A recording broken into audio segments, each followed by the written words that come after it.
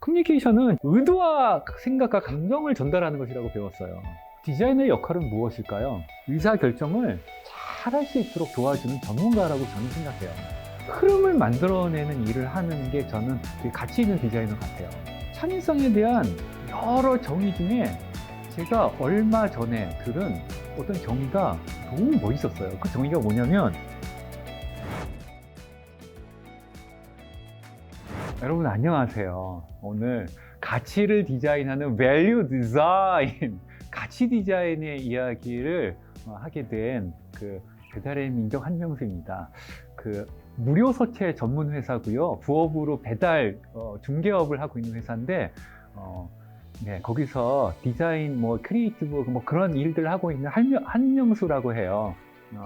오늘은 그냥 이 가치 있는 디자인이란 말이 너무 개념적인 말인데 누구를 위해서 제가 이야기를 준비했냐면, 혼자 일하거나 아니면 작은 조직에서 오선도선 일하는 디자이너를 대상으로 한 이야기예요. 그래서 지금 이 강의를 듣는 혹시 큰 기업에서 일하거나 와글와글 디자이너들이 모여서 일하는 디자이너들은 빨리 꺼주세요. 좋아요, 구독 절대 그런 거 하지 마시고 빨리 떠나셔서 다른 거 재밌는 거 보시고, 오늘은 누구를 위한 시간?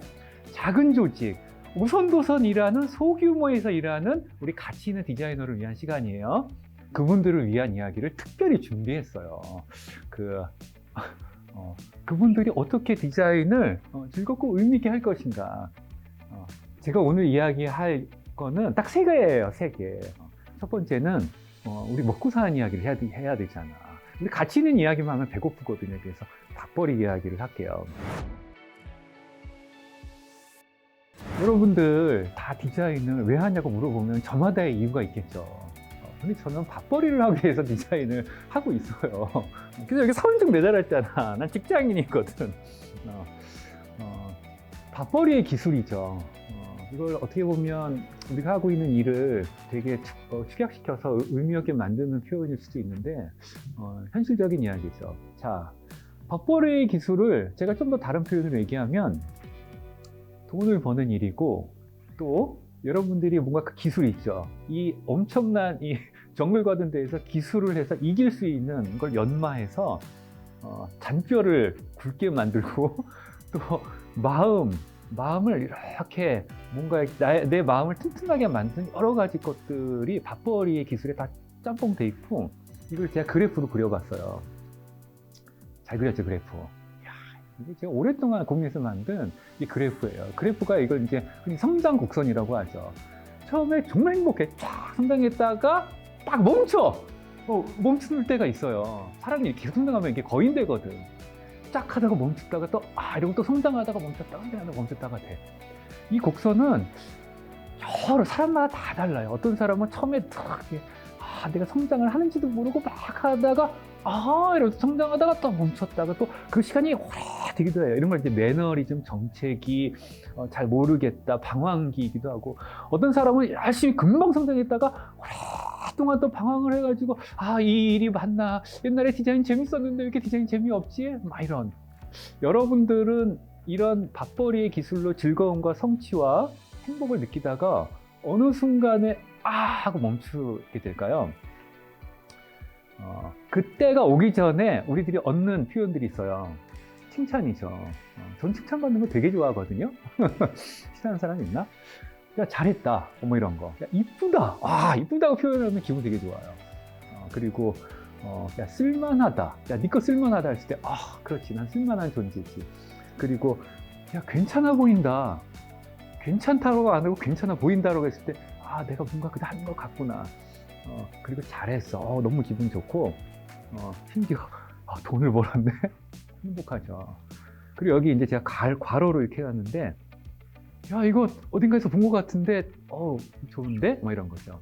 이 표현은 제가 괄호로 해놨어요. 이건 뭐냐면, 우리가 디자인을 하기 전에 스스로 멋진 걸 만들기는 힘들기 때문에 처음에는 베끼거든요. 모방이죠. 모든 걸 따라해서 시작하는 것이 시작이에요. 어디선가 본 듯한 것을 내가 따라했을 때 사실 되게 기쁘죠. 나도 이제 이런 거 비슷하게 하네. 그리고 상대방도 그걸 알아요. 야, 너 근사하다. 그래서 그걸 하는데 이 시절이 평균 3년 정도 지나면 끝이 나요. 아닌가? 1년인가? 제가 보기에는 3년 정도 되면 대부분 이 시절이 오는 것 같아요. 그래프가 꺾이죠. 내가 지금 뭘 하고 있지? 야, 내가 지금 한 게 맞나? 야, 맨날 그 피드백, 코멘트도 비슷해. 야, 잘했어. 아유, 마감 잘 지켰네. 야, 이거, 야, 괜찮아. 통과. 야, 이거 조금만 수정하면 돼. 괜찮아. 뭐 이런 거. 처음에 들었던 흥분과 기쁨은 이게, 평균적이에요. 3년 지나면 대부분 없어져요. 그래서 여러분도 아시죠? 3년 되면 이제 이직하고 싶고, 딴 데가 기웃기웃 이제 보이고, 처음에 몰라가지고 헤매던 것도 없어졌어. 이제 단련돼서 어떻게 해야 되는지 다 보여. 그리고 시간도 생겨. 어떤 사람은 3년, 또 5년, 또 7년, 10년 주기로 이런 시간들이 쫙쫙 오죠. 그럴 때 이제 이런 질문을 하는 사람들이 좀 건강한 사람들이죠. 잠깐만, 내가 디자인이라는 걸 하고 있고, 디자이너라는 명함을 갖고 있는데, 디자인이 뭐지? 야, 이 질문은 학생 때에도 사실 했을 텐데, 열심히 일할 때 사실 이 질문 안 하거든요. 할 필요도 없지. 빨리 성과를 내서 잘했다고 하면 되니까. 디자인은 대체 뭐지? 이런 고민을 할 때가 여러분 되게 행복한 시간이에요. 왜? 그래프는 멈췄지만 이제 내가 안에 무엇이 있는지 이제 끄집어서 이렇게 보는 시간이거든요. 이런 시간이 오면 반갑다라고 이제 생각을 해야겠죠. 의도적으로. 디자인은 무엇인가라고 여러분들이 답을 내려야 돼요. 질문을 하면 반드시 답을 내려야 되는데, 저 같은 경우도 디자인은 무엇일까에 대한 답이, 제가 지금 디자이너로서 한 24년 차, 25년 차인데 꼰대죠. 이 디자인에 대한 정의가 몇 번 바뀌었을까요? 3번? 10번? 100번? 1000만 번? 수도 셀 수 없죠. 정말 셀 수가 없어요. 디자인의 정의가 매번 바뀌어요. 와우! 처음에는 유명한 디자이너가 만들었었던 그 슬로건도, 이 말이 그것이구나. 이거구나. 나도 따라해보고. 야, 디자인이란, 그래. 뭔가 정의를 해보면서 좀 지나고 나면, 그건 맞는데, 나에겐 또 이게 아닌 것 같고, 계속해서 정의가 바뀌는데, 그 정의들을 여러분 한번 기록을 해보세요. 정의가 바뀔 때마다 여러분들이 뭔가 변화하고 있다는 증거거든요. 디자인은 무엇인가의 정의는 여러분들이 하면 되고요. 디자인이란 말 나왔으니까 이제 저희 개인적인 이야기도 해볼게요. 자, 디자인도 웬만큼 했어. 기술이 늘었어. 완성도가 높아. 사람들이 야, 너 제법 숙련이 됐네? 야, 너 이제 안 물어보고도 하는구나. 근데 뭐 공허한데 그게 뭐냐면 소프트웨어 같은 거예요. 그러니까 디자인이라는 거는 대부분 형식이 만들어져서 눈으로 보고 만질 수 있고 느낌으로 우리가 평가를 가능하죠. 그래서 힘들죠. 누구나가 주관적 평가를 할 수 있는 결과를 내기 때문에. 디자인을 하는 방식이란 무엇일까에 대해서 논리적 추론에 대한 갈급함이 생기는 경우가 되게 많아요. 왜냐하면 디자이너 중에 논리적 디자이너들도 있고 감성적 디자이너들도 있는데, 논리적 체계성에 대한 갈급함은 누구나가 있거든요. 왜? 그것이 지식이라는 것으로 되어 있어요. 그래서 오늘은 디자인 싱킹은 무엇일까에 대해서 간략하게 한번 짚고 넘어가 볼게요. 디자인 싱킹은 디자인을 감각으로 처음에 하다가 툴을 익혀서 하던 사람들이, 잠깐 내가 무엇을 위해 어떤 방식으로 하면 조금 더 탄탄한 체계성을 갖출 것인가 하는 논리적 추론 단계에 대한 답일 수도 있어요. 디자인 싱킹을 검색하면 5가지 단계. 와! 처음에 공감하고, 그리고 관찰해서 문제점을 만들고, 테스팅해가지고 해본다, 이런 아주 굉장히 도식적이고 체계적인 것 같은 이런 이론들이 설명이 돼요.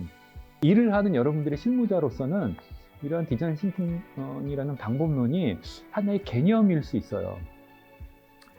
저는 이러한 개념이라든가 이러한 도식적인 것들을 공부를 한 게 저에게 큰 도움이 됐어요. 왜?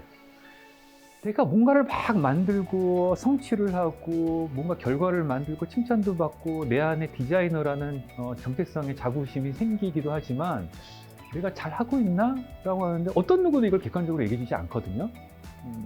선배가 있다 하더라도. 그랬을 때 이러한 지식들, 이러한 체계성을 내가 맞닥뜨리면 내가 잘하고 있나를 한번 검증해 볼 수 있는 가이드가 되고요. 자, 디자인 띵킹에 제가 되게 좋아하는 그림이 있어요. 이건 실제로 저에게 굉장히 많은 영향을 준 그림인데, 비즈니스, 사람, 기술이라고 동그라미 3개를 이 그림 너무 좋아해요, 제가. 이거를 볼 줄 알면 뭔가 똑똑해진다는 거야. 근데 잘 보면 여기 벽에 있어. 중간 영역이 있어. 이렇게 찍 하는데 거기에 혁신이 생긴대요. 그러니까 비즈니스라는 건 무엇이냐면 생존이잖아. 돈. 그래서 바이어빌리티라고 하죠. 계속 돌아가야 돼. 살아내야 돼. 그리고 기술, 테크놀로지. 기술이 이게 작동이 돼야 피저빌리티, 실현이 가능하죠. 우리 막 이상적인 생각해도 구현이 안 되면 우리 되게 허무하잖아. 그래서 기술을 이해하고 있어야 돼. 그리고 제일 중요한 게 사람이죠.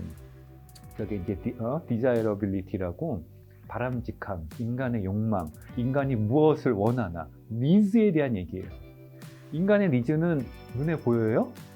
알 수 있어요? 거의 대부분 몰라요. 그래서 인간의 니즈를 파악하는 게 리서처들의 일이죠. 그래서 디자이너들이 가끔 내가 표현 기술이 없을 때 리서처로 가는 경우도 있어요. 그냥 발견하는 기쁨을 얻기 위해서죠. 인간의 니즈는 다 숨어 있기 때문에 그걸 끄집어내는 것도 디자인의 영역인데, 잘 보면 비즈니스와 사람 두 가지를 보면 정서적 혁신을 할 수 있대요. 정서적 혁신이란 말은 뭐냐면, 여러분들이 좋아하는 브랜딩, 마케팅, 릴레이션십, 관계성, 이런 걸 얘기하는 거여서 말랑말랑한 학문의 영역이고 말랑말랑한 영역에서 되게 재밌어요. 비즈니스와 기술을 두 가지를 열심히 관찰하면 중간에서 뭐가 생기느냐? 프로세스를 혁신할 수 있는 눈이 생겨요. 야, 이거 좀 딱딱하죠? 산업공학이라고 해요. 자, 내가 사람을 알고 기술을 알아. 두 가지를 잘 알면 중간에서 무슨 발견이 생기느냐? 기술적 혁신이 생겨요. 이거는 뭐 우리가 늘 풀어내는 굉장히 하드웨어적이고 테크놀로지의 분야인데, 문제는 이 3가지가 합쳐졌을 때가 이제 끝내주는 거죠. 무엇? 경영혁신! 야, 경험혁신, 익스피리언스 이노베이션. 디자인 띵킹을 갖췄을 때 비즈니스, 사람, 기술이 한눈에 보이면서 융복합적으로 문제를 풀 수 있다는 얘기를 해요. 디자이너가 아닌 사람들이 디자인을 정의하기 시작했다는 것이에요. 디자인 띵킹이기 때문에 어떤 무슨 제품 디자인, 무슨 서비스 디자인이 아니라 생각하는 방법에 대한 디자인의 이야기긴 하지만, 저는 이러한 개념이 무엇을 영향을 주냐면 디자이너가 할 수 있는 일이 되게 많구나라고 알아버렸어요.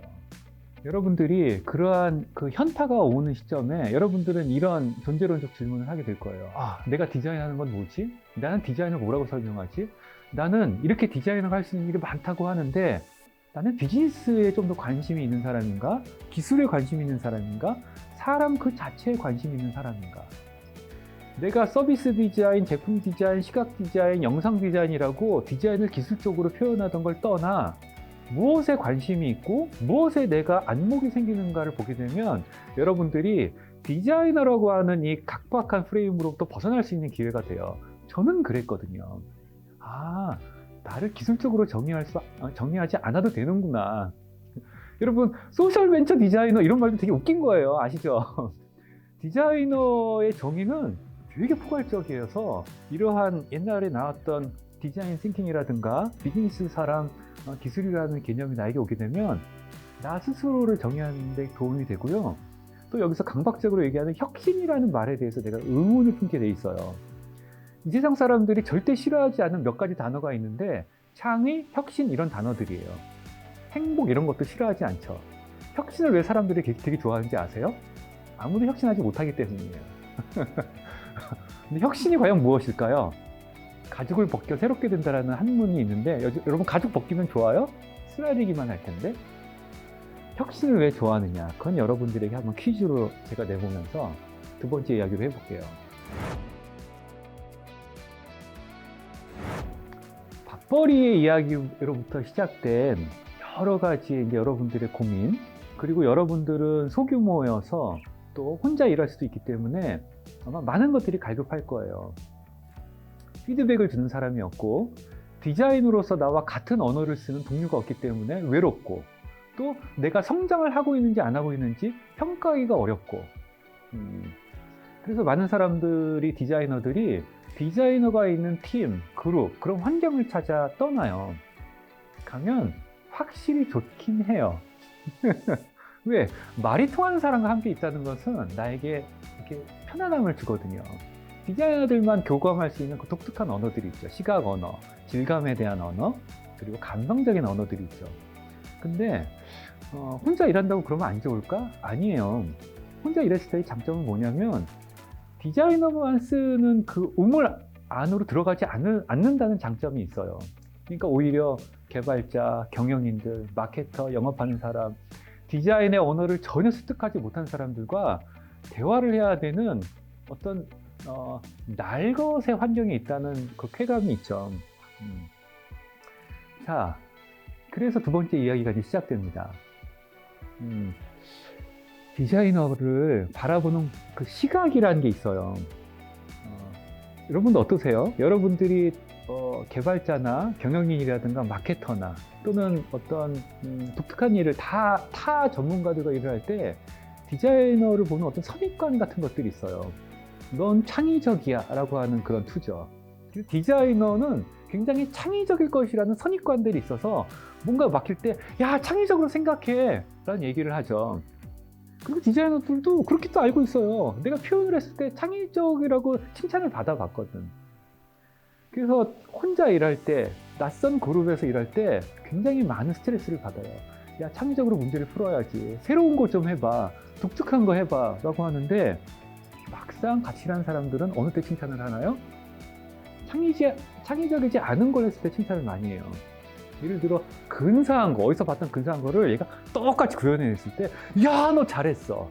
멋있다. 세련된 거 했네 라고 얘기를 하고 진짜 독특한 걸 하면 이상해 이래요. 근데 디자이너들 그룹 안에 들어가도 비슷해요. 디자이너들의 세계에 들어가면 엄청난 기술자들이 모여 있어서 자기네들이 습득된 기술의 장이 펼쳐지죠. 그래서 제가 여기 문장을 쓴 거예요. 야, 디자이너는 창의적인 사람이라고 사람들이 얘기하는데 처음에 1, 2, 3년간은 대충 내가 창의적인 일을 한다는 그 충족감에 일을 했는데 자세히 제대로만 보니까 이건 그냥 기술에 불과한데? 야, 이때가 이제 조금 우리가 좀 생각을 해봐야 될 때긴 하죠. 이거 그냥 기술이잖아. 그리고 심지어 선배들이 이런 얘기만 야, 새로운 거 할 필요 없어. 이것대로 해. 마감이 완료되고 사람들이 편리하겠어. 야, 유니크 필요 없어. 사람들이 쓰는 편리함을 만들어. 너 디자인은 뭔지 아냐? 이러면서 선배들이 얘기해 주죠. 그럼 실제로도 그래요. 사람들은 새로운 걸 좋아한다고 하지만 이것이 인간의 니즈와 관련이 깊은데 사람들은 새로운 걸 다 좋아해요. 근데 막상 새로운 걸 보여주면 다 뜨악해요. 왜? 새로운 것에 대한 정의가 다르기 때문이죠. 그래서 디자이너들이 하는 일은 새로운 것을 만드는 것이 아니라 사람들이 새롭다고 생각하는 새로워 보이는 것을 좋은 기술로 만들어내는 것이 아닐까라는 생각을 해요. 그럴 때 우리는 내가 배운 것은 무엇인가? 창의성은 무엇인가라고 하는 본질적 질문에 빠지죠. 디자이너가 많이 있는 그룹에 가도 이런 거에 대한 해답은 아무도 안 줘요. 그리고 이런 질문하면 바보라고 그래요. 야, 혼자 진지충이냐? 이러죠. 네, 이 프로세스 좋잖아. 빨리빨리 하자. 자, 디자이너 전문가예요. 여기서 창의성을 싹 빼고 봅시다. 그냥 디자인 전문가야. 아까 얘기했죠. 야, 해냈어. 쓸만한 거 만들었어. 이뻐. 세련돼. 근사해. 컨셉도 좋아. 컨셉 좋아. 근데 컨셉보다 때깔이 좋아야 되는 거 아시죠? 야, 돈도 벌 괜찮아 보여라고 했는데 이제 경력자가 됐어.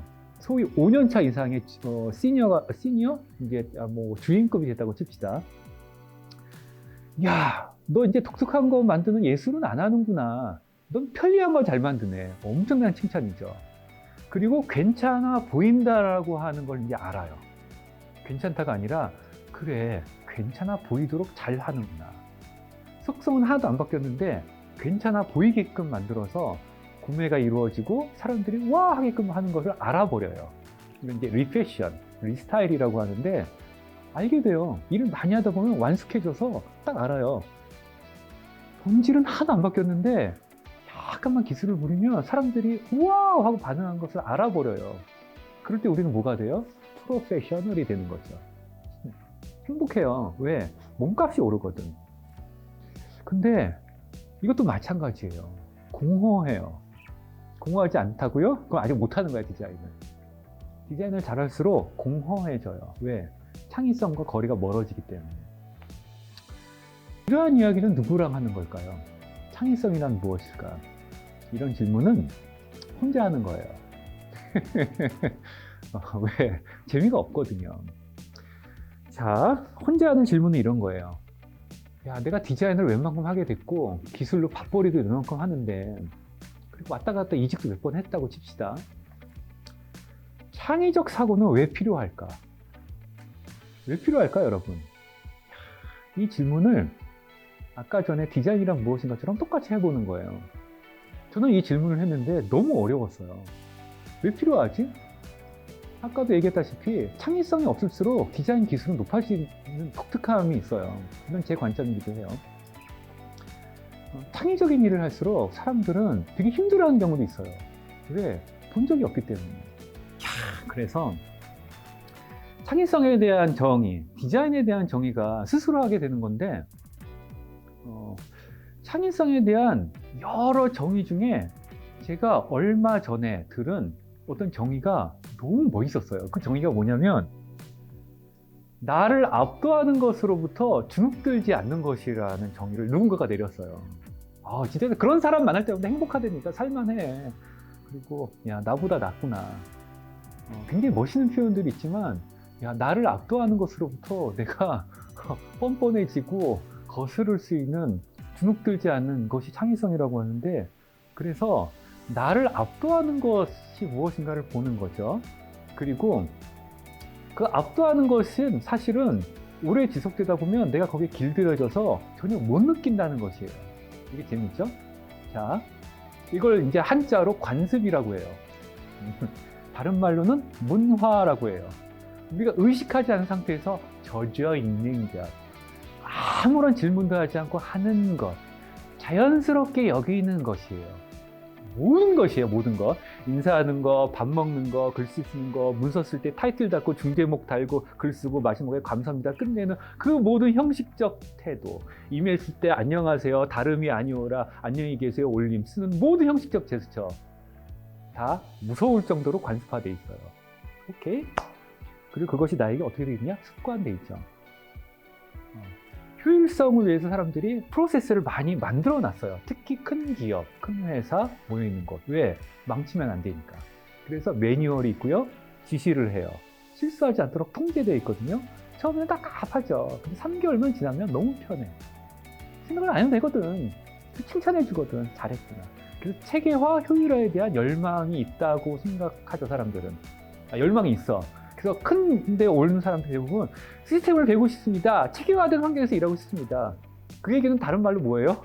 나 머리로 생각하고 싶지 않아요 예요. 근데 그 말을 멋있게 파는 거죠. 전 시스템을 배우고 싶습니다. 그 시스템을 만들어줘 또. 내가 게을러지게 만든 다음에 지시해서 잘하게끔 하려고. 그리고 사람들은 분위기에 압도당하고요. 눈치를 보게 돼 있고, 내 경험을 신뢰하게 돼 있죠. 나의 경험이에요. 내가 눈으로 봤던 것에 길들여져 있어요. 그래서 기술자는 탄생되죠. 이것이 잘 생각해보면 여러분들을 압도하고 있는 거예요. 절대 괴롭지 않아요. 그 압도함이. 여러분들을 그렇게 만들어버렸어요. 제 이야기이기도 해요. 자, 그 압도된, 자연스럽게 된 그 길들여진 것으로부터 내가 질문을 한번 해보는 것이에요. 뭐지? 이것이 창의성의 이제 불꽃이기도 한데, 이것은 디자인을 잘하기 위한 전제 조건은 아니에요.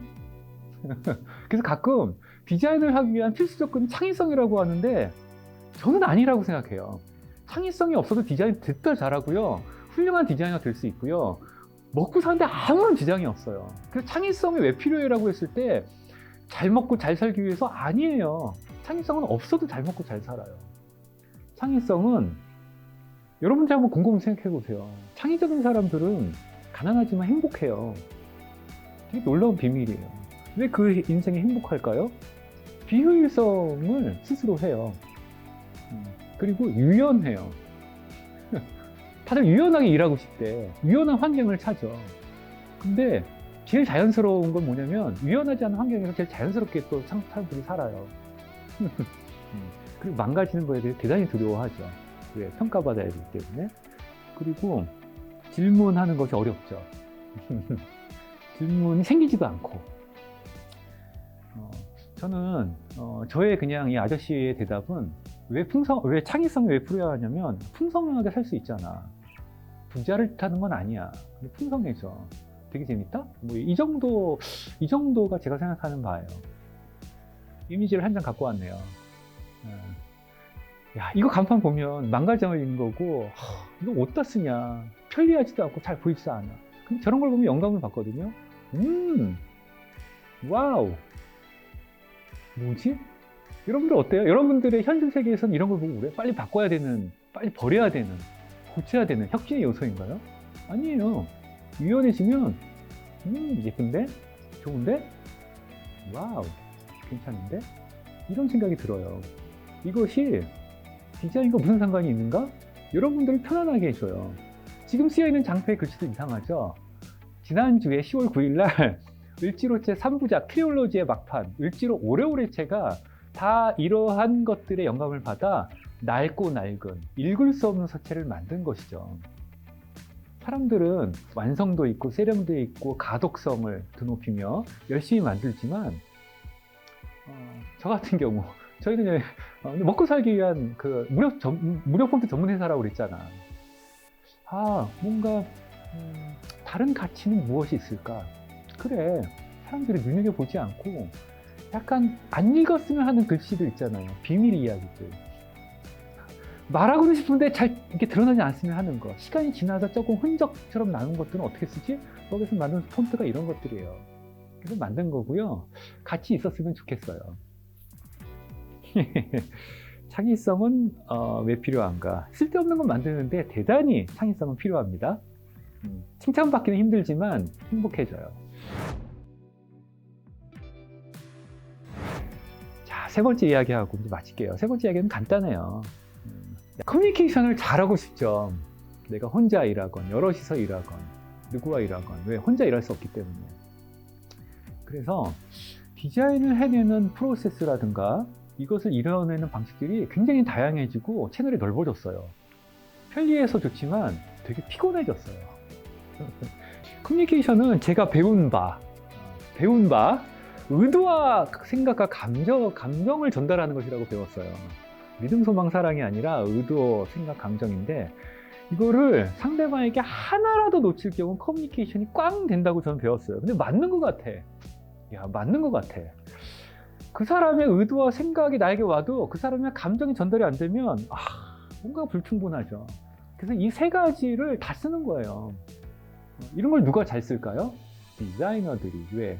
디자이너들은 언어를 풍성하게 다루고 특히 여러분들처럼 외롭게 오붓하게 일하는 사람들은 다양한 사람들과 일해야 되기 때문에 언어를 많이 개발할 수 있는 완전히 그 전장에 가 있는 거야. 경영인이 쓰는 언어, 개발자가 쓰는 언어, 마케터가 쓰는 언어, 저쪽에서 스텝이 쓰는 언어가 다 다르거든요. 그럴 때 그 사람이 언어를 써서 교류하게 되는 거죠. 그래야 일이 되잖아. 근데 디자이너들만 모여 있는 거 좋지. 디자이너들만 쓰는 언어로 이렇게 얘기하면 뭐 easy, simple, fun이야 그러면 와 이러고. 근데 언어가 개발이 안 되거든. 그림 하나 그려놓고 아시죠? 알아. 마음이야 좋지. 근데 그걸 어떻게 알아? 의도와 생각과 감정을 잘 전달되면 커뮤니케이션이 잘한다고 생각이 들고요. 일을 떠나 내가 되게 풍성해져요. 자, 근데 제가 중요한 이야기를 할게요. 저는 항상 무슨 일을 하든 이것이 무슨 사회적 일이든 돈을 버는 일이든 쓸데없는 일이든 이 일에 대한 최종 goal, G-O-A-L, goal, 일의 목표가 있는데 그것을 누가 결정하는가를 제일 처음에 첫 발다로 저는 고민하거든요. 이게 시간을 아껴줘요. 야, 이 일은 누가 의사결정을 할까? 디자이너가 열심히 일을 하면 의사결정이 잘 될까요? 디자이너는 의사결정권자가 아니죠. 저도 아니에요, 회사에서. 여러분들이 디자인을 결정할 때 우리는 수직적으로 누군가가 딱 결정을 취향에 의해서 결정하는가 토론을 통해서 결정하는가를 잘 보시면 될 것 같은데 디자이너의 역할은 무엇일까요? 의사결정을 잘 할 수 있도록 도와주는 전문가라고 저는 생각해요. 그래서 우리는 시안을 많이 만들고, 시안을 여러 타입으로 만들고, A와 B를 섞어달라고 했을 때 잘 섞어서 B-2, B-2, B-3을 만들어줄 수 있는 사람이에요. 그 일이 수정 반복돼서 녹아낼 수 있지만, 저는 와, 나의 행위가 의사결정을 빨리 할 수 있게끔 돕는 일이구나. 경영인이 좋아하는 말, 저쪽에 개발자가 좋아하는 말들을 내가 내 입에 담아서 얘기해 주는 거죠. 상대방을 존중해 준다는 뜻이기도 해요. 그러면 의사결정이 빨리 돼요. 집에 일찍 가요. 얼마나 좋아. 의사결정을 빨리 만들게 해주면 사람들은 고마워해요. 고마워한다는 건 뭐예요? 가치를 느꼈다는 거죠. 자, 의사결정이 빨리 되면 뭐가 좋냐면은 멈추질 않아요. 흐름을 만들죠. 계속 의사결정을 빨리 만들어서 흐름을 만들면 실수도 해서 만회하기도 좋고요. 멈추지 않아서 건강해져요. 혈액이 도는 것과 같죠. 그래서 흐름을 만들어내는 일을 하는 게 저는 되게 가치 있는 디자이너 같아요. 그걸 뭐라고 해요? 제가 을지로 오래오래 시체로 썼는데 잘 읽히나요? 제가 친절하게 영어로는 썼어요. 뭐라고 썼다고요? Facilitator. 이게 어려운 말인데 촉진자. 이게 좀 더 어떻게 표현하지? Facilitator. 이게 미래의 직업군에 대한 얘기인데 이게 저는 가끔 그렇게 생각하거든요. 디자이너가 뭐 하는 일이지? 퍼실리테이션을 잘하는 사람이구나. 막 촉진시키는 거예요, 촉진. 그러니까 혈액이 멈춰 있으면 이렇게 뻥 뚫어서 막 흐르게. 그리고 여기가 멈춰 있네? 빨리빨리 결정해서 나가게끔. 촉진자. 그래서 모든 곳에 관심을 기울여서 이렇게 그 언어를 소통시켜주고 사람들이 결정하기 아리까리할 때 시각적, 청각적, 촉각적 모든 물성을 만들어내서 빨리빨리 판단할 수 있게. 인간의 모든 감각을 판단할 수 있는 기제를 동원할 수 있는 게 디자이너의 특권이거든요. 자, 제가 방법 2가지만 알려드리고 오늘 끝낼게요. 가치 디자인이라고 하는 말 추상적이고 개념적인 말인 거 아시죠? 창의성 개념 언어예요. 현실에서 그런 말들을 가급적으로 줄이는 게 되게 중요해요. 구체적인 언어, 실행적인 언어로 쓰는 건데 한 예가 이런 거예요. 여러분들 어떤 말이 듣기 좋은가 보세요. 여러분들이 나중에 리더가 될 거 아니야. 근데 이런 말을 쓰는 거야. 나는 수평적인 관계에서 편안하고 조금 더 진취적인 회사를 만들겠어. 되게 좋은 말이죠. 자, 근데 그 말을 들으면 무슨 생각이 떠올라요? 수평적이고 진취적이고 혁신적인 회사를 만들겠다? 너무 좋은 말인 거 알겠는데 그림이 안 떠올라. 근데 제가 구체적이고 실행적인 언어로 해볼게요. 난 사람들이 회의할 때 내가 대빵인데 늦게 들어갔어. 근데 내가 들어가도 나한테 전혀 개의치 않고 하던 얘기를 계속 하더라? 나는 그런 회사 만들고 싶어. 머릿속에 그림 떠오르죠? 회의 장면이 떠오르고 내가 리더인데 들어갔을 때 구성원들이 나 때문에 눈치 보지 않고 하던 일을 계속 하는 거야. 나를 존중하지 않아서가 아니라 일이 중요하고 나의 권위가 권위적이지 않다는 얘기를 회의 시간에 들어서 말로 해버리는 거죠. 그리고 그 말을 써붙여놔. 회의 시간에 윗사람이 와도 쌩 까고 회의에 집중하는 회사 만들기. 그런 말을 쓰면 일이 돌아가요. 그런 말을 싫어하는 사람들도 있긴 한데 개념어와 실행 언어를 2가지를 쓴다면 여러분들은 퍼실리테이터가 될 수 있어요. 그래서 모든 언어들을 이렇게 얘기해 주는 거예요. 쉽게 실행할 수 있는 작게 쫙 줄여서 실행 언어로 만들면 사람들이 여러분들을 되게 존귀히 여길 거예요. 2번째, 이미 제가 한 얘기인데 상대방이 쓰는 언어를 내가 사용해 보는 거예요. 사용해 주는 거죠, 사실은. 이건 나의 희생이 동반돼요. 보통 여러분들 이런 얘기, 이제 사회 초년생들이 이럴 거예요. 그 사람들 디자인 몰라. 디자인 하도 몰라. 이 안목의 무지랭이들. 저도 옛날에 그랬어요. 근데 반대로 따지면 그 사람들이 쓰는 언어를 내가 모르기 때문에 반대로 나도 무시를 당하는 거거든요. 그러니까 이런 거죠. 그거를 원망의 기회로 삼는 게 아니라 그 사람들이 쓰는 언어를 내가 한번 써본다. 영어를 그 사람들이 자꾸 써. 영어 한번 써주는 거지. 그럼 그 사람 되게 고마워할걸요? 자기 생각을 알아들었다고 생각해요. 그래서 이런 게 여러분들이 하는 일이에요. 왜? 가치 있는 일을 해야 되기 때문에. 가치는 추상 언어이긴 하지만 사람들이 느끼는 건 작은 실행에서 그 가치를 느끼기 때문이에요. 자, 아까도 제가 혁신 이야기도 하고 창의성 얘기하고 되게 개념적인 얘기를 했는데 변화라고 하는 개념적인 얘기를 또 해볼게요. 변화는 환경이 만들어주는 게 아니라 누가 만들어요? 그냥 내가 만드는 거예요. 개념어를 만든 거 하나로. 자, 내가 흐름을 만들고 의도와 생각과 감정을 잘 전달하고 컨셉도 중요하고 때깔도 중요하고 그 환경, 혼자서 일하나 여러 명이 일하나 구조에서 내가 훌륭한 디자이너가 되려면 이것부터 실행을 하면 돼요. 뭐? 반응할 것. 그리고 감정을 전달할 것. 되게 엉뚱한 얘기인데 이게 되게 중요해요. 여러분들 오늘 이메일 쓰고 전화하고 문자 쓰고 메신저 쓰고 댓글을 달 때 어떻게 하나 여러분 스스로를 관찰해 보세요. 여러분들의 반응은 어떠한가? 관습적인가? 상대방의 눈을 마주치고 얘기할 때 어떻게 반응하나? 여러분들의 반응이 디자인이 되어 있는가? 반응을 잘하는 사람들의 특징을 한번 잘 관찰해 보세요. 놀라워요. 그 반응들이 대부분 어디서 시작되냐면 압도당하는 것으로부터 반응이 안 만들어지게 돼 있거든요. 왜? 내가 이렇게 해도 되나라고 했을 때 다른 사람들이 하던 걸 하게 돼 있어요. 그래서 다 똑같이 된다는 얘기예요. 그래서 저는 이메일이라든가 문자를 쓸 때 나만의 언어, 다른 사람들이 나를 기억할 수 있는 상징 기호들을 많이 써요. 뭐 누구는 이모티콘이라고 하고 누구는 짤이라고도 하는데 그런 것으로 상대방을 존중해 주는 거죠.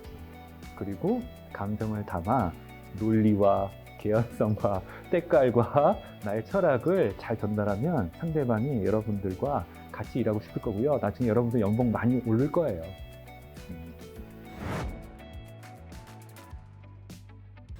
그 표절이라는 것은 도둑당했다라는 느낌 때문에 싫은 건데 이제 이런 부분에서 저는 두 가지 생각을 같이 하면 좋을 것 같아요. 나는 베낀 적이 없었던가.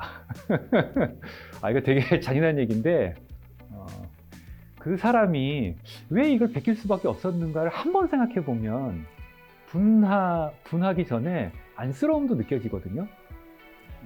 이거를 제가 구체적으로 얘기하면 배달의 민족 베끼는 사람 되게 많아요. 왜냐면 사람들이 때깔로 봤을 때 유쾌하고 웃기고 뭔가 선명하기 때문에 써요. 심지어 대출의 민족도 있어요. 공부의 민족도 있고요. 우리 캐릭터도 갖다 써요. 그러면 이거 빨리 그 내용 증명 보내서 고소하고 싶죠. 근데 거꾸로 생각해 보면 이 사람 자기 게 없구나. 너무 불쌍해. 자기 게 없어. 그러니까 카피를 하지 않으면 이 사람 생존할 수 없는 거야. 그래서 감정을 추스리고 우리가 만든 선물을 보내주면 돼요.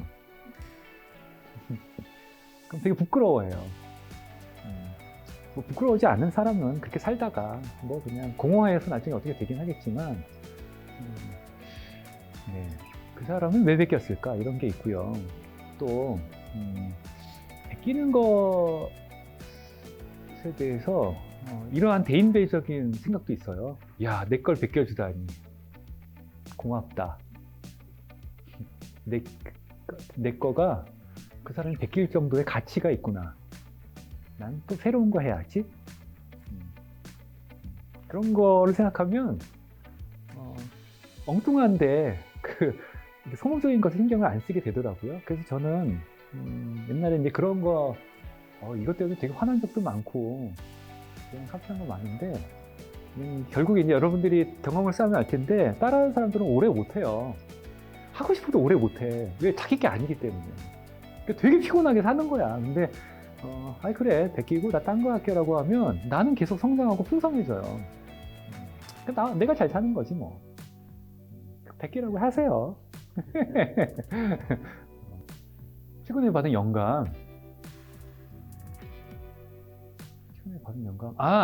최근이 뭐냐면 오늘 강의를 주제를 정해줬어요. 누군가가 가치 있는 디자인을 해달라고. 이런 게 영감이에요. 와, 난 지금까지 내 이야기를 늘 하던 게 즐거웠는데 가치 있는 디자인이라고 하는 되게 개념적이고 되게 어려운 이야기를 30분간 유튜브를 해달라고 한 그 제약 조건이 나에게 엄청난 영감을 줬어요. 그래서 제가 이미지를 하나도 안 넣은 거예요.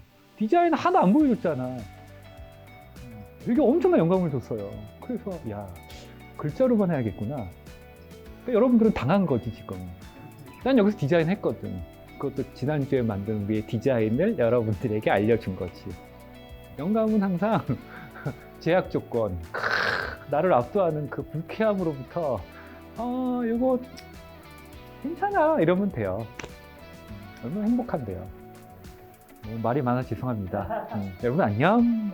많이 성장하시고 끝내도록 하겠습니다. 끝.